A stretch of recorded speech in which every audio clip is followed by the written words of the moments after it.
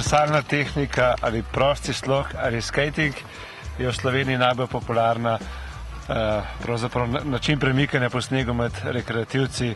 Kaj so značilnosti te tehnike in pravzaprav na kaj mora biti smučar, tekač pazljiv, ko se jo začne učiti?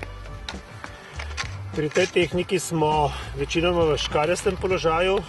To ni naravna drža človeka, to je v narekovaju prisiljen položaj.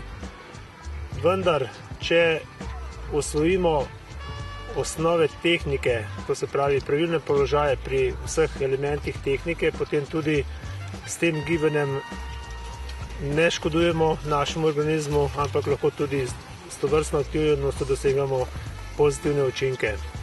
Kar se tiče samega učenja, poučevanja pri tej tehniki, smo že opozorili na to, da je smiselno najprej se naučiti klasične tehnike in drsalna tehnika ne bo nadgradnja klasične tehnike.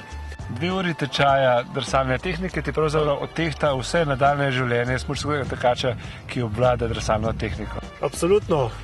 Še zlasti elemente drsalne tehnike se je treba pravilno naučiti, se pravi pravilno tehnično izvedbo teh elementov. To dosežemo skozi šolo teka, skozi ustrezen metodični postopek in ko si pridobimo znanje teh osnovnih elementov, ki so seveda nekateri primerni za tek v ravnini, nekateri za tek v vzpon in tudi poznamo skupne elemente obema tehnikama, s katerimi obvladamo teren navzdol, se pravi terensko vožnjo, spremembo smeri, zaustavljanje kontrolo hitrosti. Šele potem mi lahko rečemo, da lahko gremo po terenu in suvereno pretečemo teren.